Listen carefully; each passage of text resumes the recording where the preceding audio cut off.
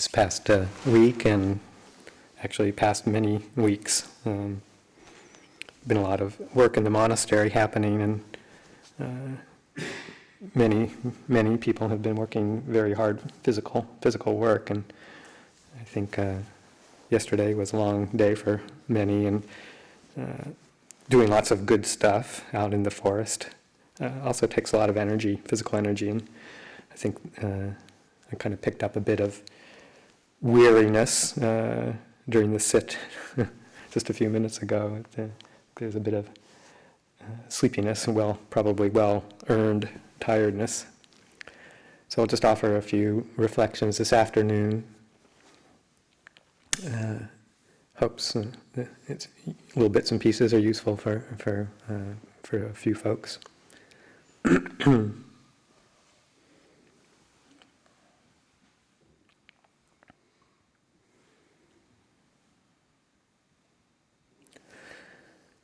I was down in the Santa Rosa area a few days ago, accompanying Lungpa on a trip to one of his eye doctor appointments. He had cataract surgery a little more than a week ago. He's recovering fine from that, but it was one of his appointments. And we also stopped in at a builder's supply store to pick up a few things for one of our contractors. And in the music system in the store just happened to be playing some old tunes from the 80s. And one of them was a song that sort of had, or a piece that had some sort of particular significance in my life back in the 80s. It was a song called Time After Time. And, not universally, but at least for the group of people I was working with at the time, in hospice work mostly, and support for people with AIDS, which was kind of in its big time of manifestation in the 80s and early 90s. But this song, Time After Time, almost became a kind of an emblematic song for many of the people who were in the service position at that time, helping out with what was going on. And it just brought up this incredible flood of memories from that time and the people I was with, the work I was doing. And it's, for some reason, maybe it was just the right timing. It's lasted, and a lot of reflections and recollections from that time have been coming up the past week or so for me, particularly during meditation.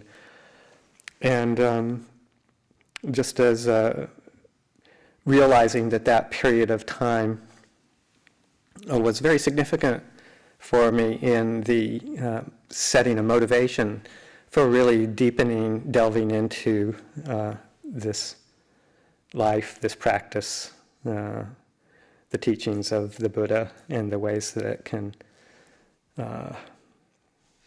be transformative, really. Just because during that time, I think of it as it was just really amazing and difficult and awful and inspiring, and it was just a period of, the only words that occur to me is intense intensity.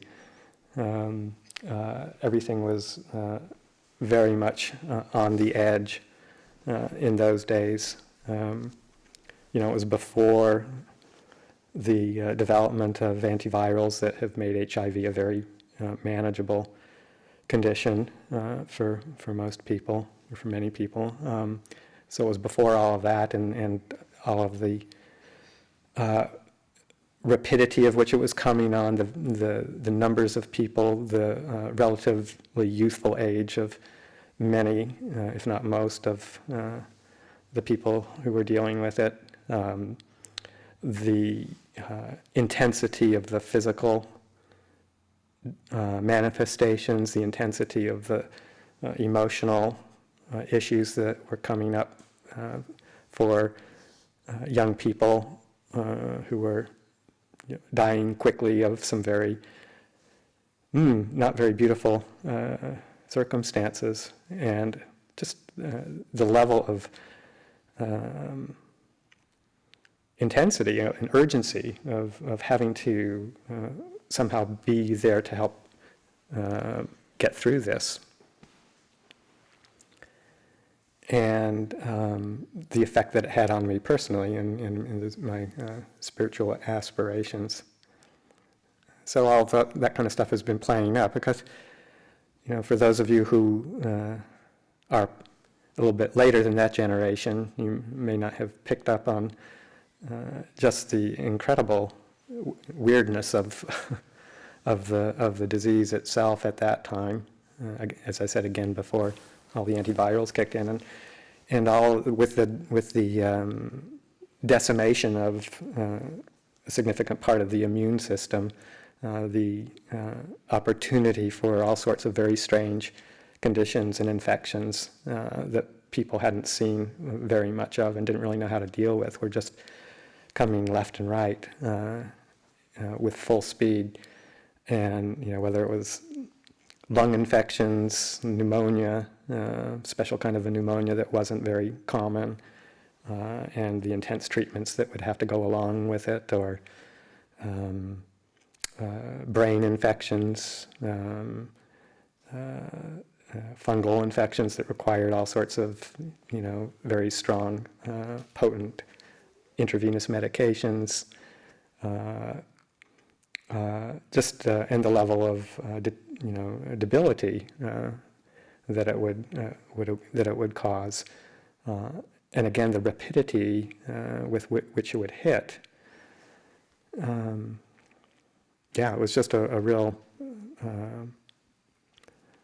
very intense time if you were involved with it. And the psychological, emotional difficulties, young people trying to cope with things that they never thought they would have to cope with, much less at such an early age, and the questioning that would come up in regards to life and death, and the search for meaning in life. Full on, with not a lot of time to deal with it.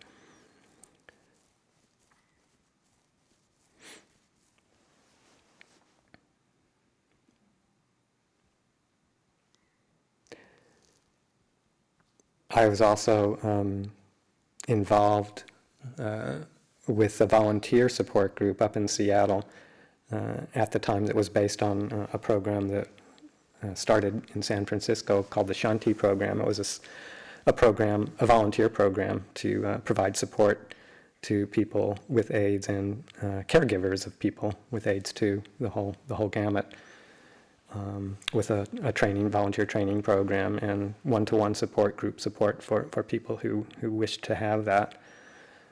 And we were each as volunteers. I was a volunteer and also ended up being a volunteer trainer further on down the line. So spent quite a long time with that program. And my first client that I was assigned to was the partner of a man who had passed away, and he was in the grieving process and still trying to come to terms with it. And I actually spent a year being his volunteer support. We'd meet. Initially, we met once a week, and then it was once every couple of weeks, once every few weeks for quite a while, just to talk, help kind of cope with it.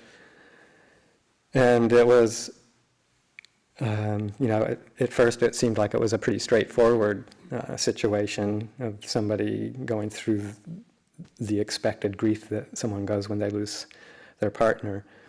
And but it was only as time went on that some of the details started to unravel a little bit more, because at least in the first bit of time, he wouldn't talk about the actual day of the death of his partner, and it was only after some time of getting to know each other and just spending time developing a trusting, relationship, that little details came out one by one, and that finally I never pushed it, wanting to give enough space, but just finally, after a bit of time, came out that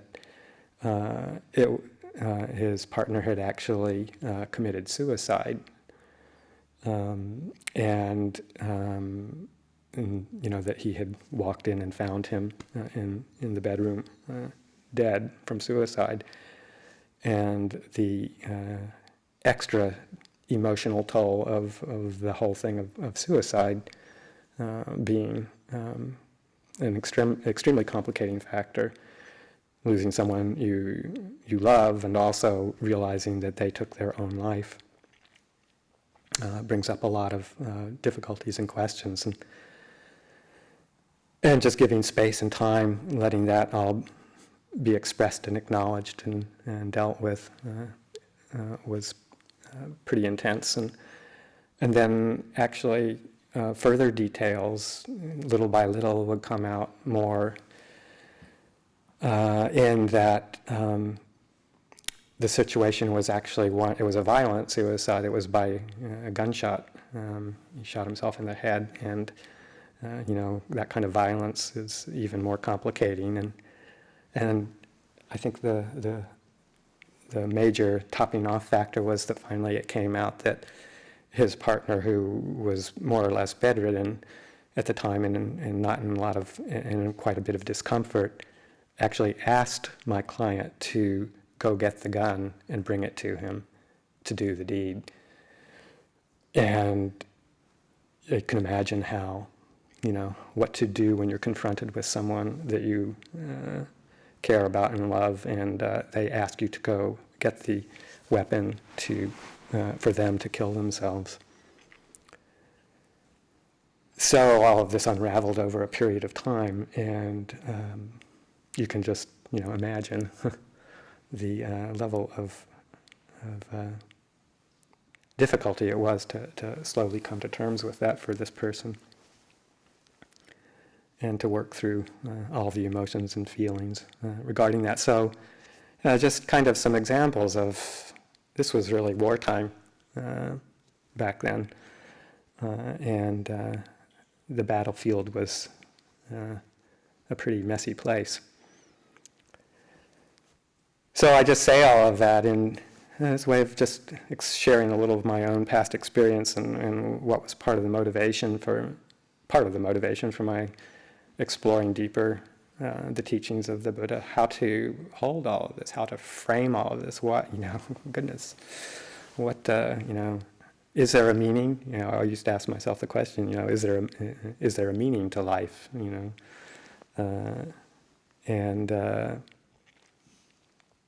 just realizing that maybe there isn't so much a meaning in terms of an overall purpose, but realizing there's an explanation for suffering and how we can move towards ending that.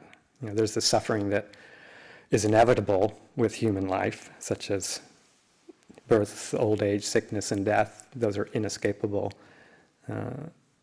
difficult experiences for most people. But there's the added complication of learning how to deal with it, and not adding the second layer of suffering that is preventable. So all of these life experiences and what I was doing was really propelling me to look deeper, because as I was watching all this happen in the world around me and the people around me, it was slowly dawning that that's me too. It's not just out there. Even though I was fortunate enough not to be having to be on the receiving side of all of the care, as I wasn't an ill person at that time. The reflection soon became very clear that, stroke of luck, really, and my time will come as well. And who knows what the circumstances will be. And wanting to just get more of a handle on that. And I think it kind of came to a moment of truth just one time. I can't remember exactly when it was, somewhere in around the age of late 20s or early 30s, that I was just lying quietly one afternoon, and all of a sudden this huge wave of panic started to move over in regards to just the idea of death. It was just, I think, the final culmination of much of this happening, and really a kind of a almost full-on panic attack that I had to breathe and live through for a period of that day, to finally get to the point of settling down and thinking that okay, I need to really use this as a way of understanding what life and death is all about, and how to be able to cope with it, other than just flat out denial. So that propelled me further and further into investigation of the teachings, and I had just started within the past year or two of that time of getting into meditation and some lay Dharma groups. Didn't really understand the philosophies of Buddhism very much at that time, but that provided the motivation to really go deeply, to try and understand all of these things.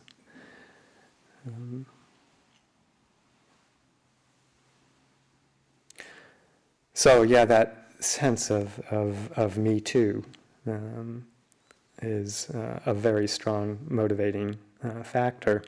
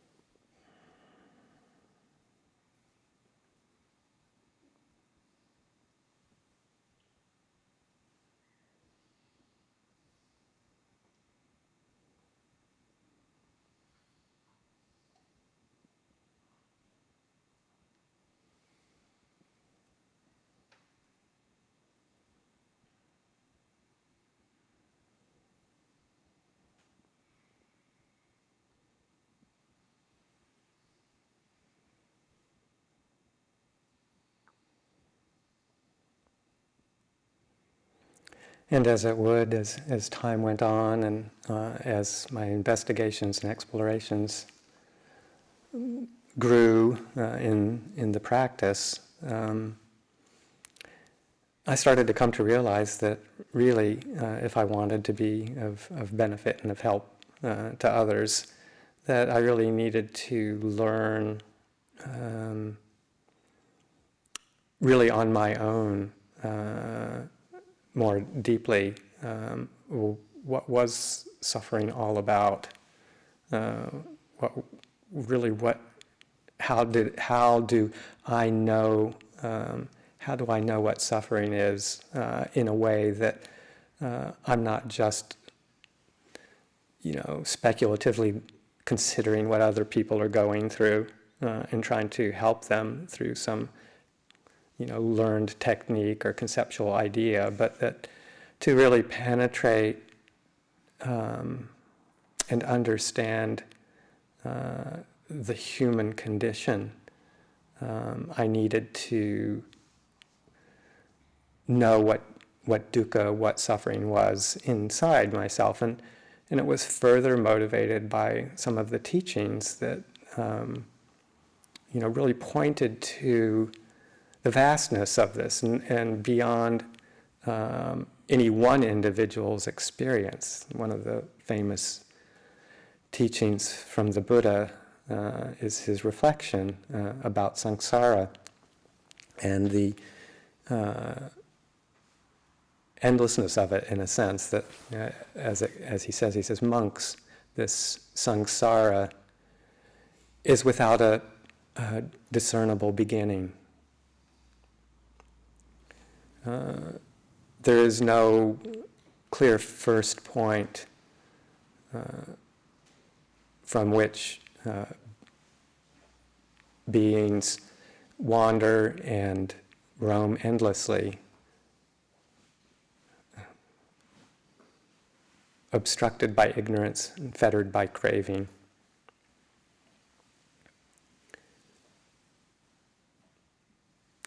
And just the realization that in his own search for truth, the Buddha, one of the main motivations on the night of his enlightenment was his ability to see the vastness of the number of lives he had previously lived, and the way that all beings are passing through samsara, life after life, with all sorts of different conditions depending on their karma. But there is no discernible beginning. He couldn't even go back to any possible objective beginning. Samsara is so vast. And the potential is for it to continue rolling on for all of us unless we discover how to release ourselves from it. So my own individual motivation plus my understanding, growing understanding that this was much bigger than any one lifetime were very, very strong motivations. And trying to understand and penetrate deeply the First Noble Truth, the insight into the truth of suffering, just a very simple statement.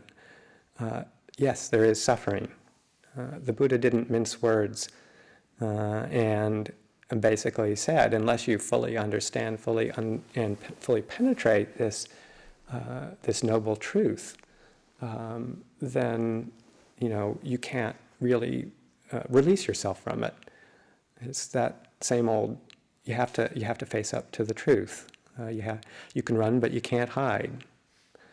You have to turn around and squarely see dukkha and its causes, and realize that it's also a universal truth. Yes, it is you who experiences it, and that's how we know it in a very deep level.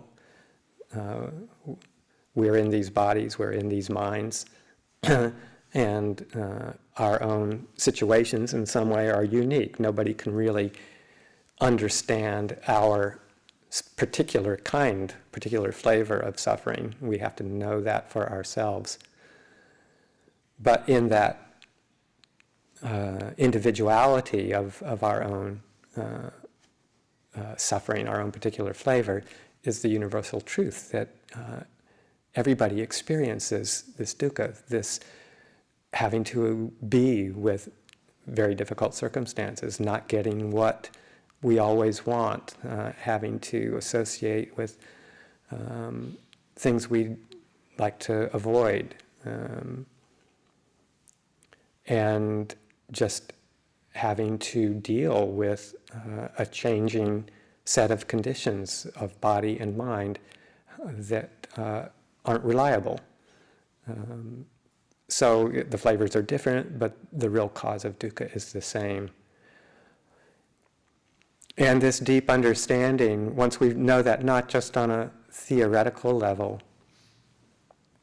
but on a very experiential level for ourselves, when we are able to do that, that serves as the basis for the development of compassion. You can't really understand deeply and help other people in a very, very deep way until you understand the truth, the noble truth, the first noble truth of suffering. Otherwise, it's just conjecture and good intention for sure, but to help in the deepest way, we have to know it for ourselves. So this understanding of dukkha forms the basis for the development of compassion.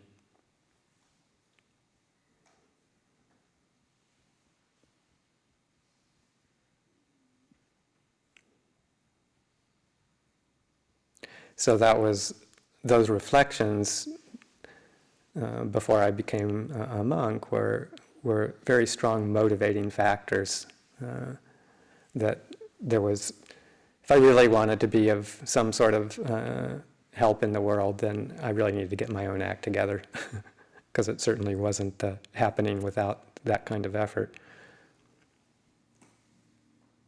Just as a kind of part of an aside, before I ordained, I remember, I think I've told this story before, but one of the first few retreats I went to was one with Ruth Dennison.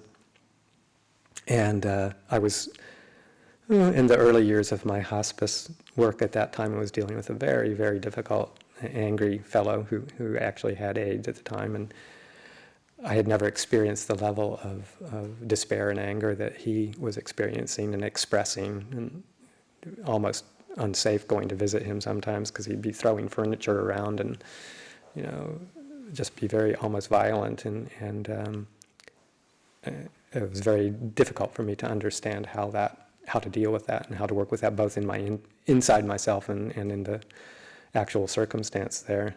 And I remember maybe about half or two-thirds the way through the retreat talking with Ruth about this in a private interview and kind of breaking down and just really releasing a lot of tension that had been built up and kind of letting it all fall apart, melting into a little puddle of tears. And maybe also what Ruth picked up on was a little bit of wallowing in it, maybe making it a bit more dramatic than it had to be, or that was useful. And she listened very compassionately, and made a few remarks and comments. And then when I stopped, she said, you're really a marginal case. I thought, what do you mean a marginal case? Sort of like a basket case, and you almost shouldn't be here at this retreat. You're in such bad shape. And I got a little bit indignant, and I thought, well, I'm not that bad. I'm not that big a mess, and it was just the kind of thing to pop me out of it. So it was kind of her tough love, in a sense, that was very, very useful at that time and helped me gain some stability and perspective. And again, served as a basis for I really don't know, what's going on inside of myself and really need to get a handle on this. But it was her compassion in its bit more of a tough nature that was very evident to me, and as she had gone through, and hopefully most excellent teachers have gone through their own sufferings and explorations and understandings to get them to where they could provide that kind of guidance to people. So compassion also, to be effective in the expression of it, has to be balanced with wisdom, with equanimity. With equanimity, realizing that we are the owners of our karma, and we experience the results of our past inclinations, our past actions, and that's just a law of the universe, and that there are some things that we don't really have much control over, and there are other things that we have some modicum of control over, one of them being how we respond to the difficult situations that do arise based on past karma, or just based on being a human being, having a human body subject to the laws of biology and the world around us. Whatever the cause of our condition, the the knowledge that we have the ability to respond skillfully is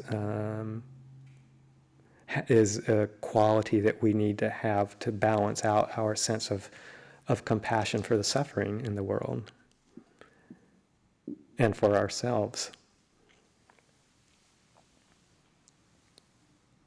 So compassion in action is not only deeply understanding the truth of suffering and the wish to respond to relieve that, but also the ability to know our abilities, our limits, when we can help, when we have to let go. Even the Buddha wasn't able to help everybody all the time. Some people were deeply enmeshed enough in their own views and opinions and beliefs and habits and obstructions that the Buddha wasn't able to help them penetrate that. The timing wasn't right. Doesn't mean that there wouldn't be some time in the future, but there were some circumstances where the Buddha just didn't push it, didn't try to respond anymore than the initial encounter, realizing that time's not right. So that's the wisdom accompanying the compassion, the wisdom to know, when help is possible and when it's time to just hold the space.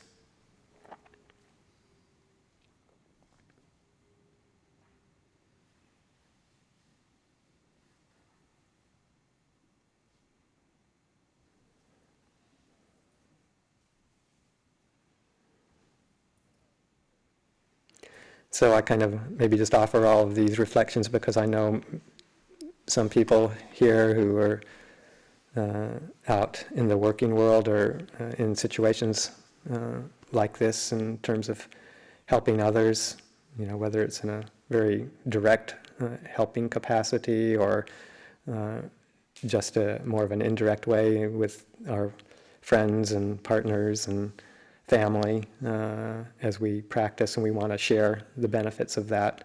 We're all in a helping role in some ways. And just that it's a real learning process of how to do that, how to use compassion wisely when we're sharing what we've learned and what we have to do inside ourselves to be effective in that capacity. But the more we do it, and the more we practice, and the more we investigate ourselves and our motivations and our interior workings, the more we can experience these sublime mental states like compassion, the Brahma Viharas, equanimity. These are all still part of the conditioned realm, but they're about the highest way that we can be and exist in the world. They're the most appropriate responses to the world around us. And eventually, if we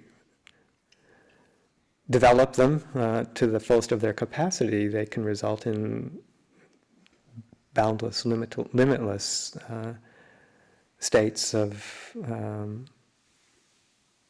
awareness that can serve as an abiding when we're operating in the world around us. We're working on transcending this world of illusion, samsara. We're working on moving beyond that bound up experience, but while we're still here, we have to operate in the most skillful way. And if we're truly with the truth of suffering, we're inclined to help others as best we can as we discover it for ourselves as well. So this cultivation of compassion with wisdom and equanimity is just about the highest we can operate in this world around us until we're completely free.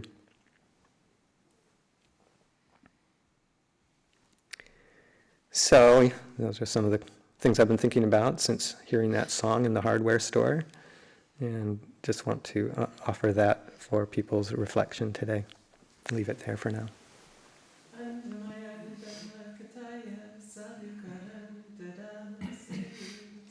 Sadhu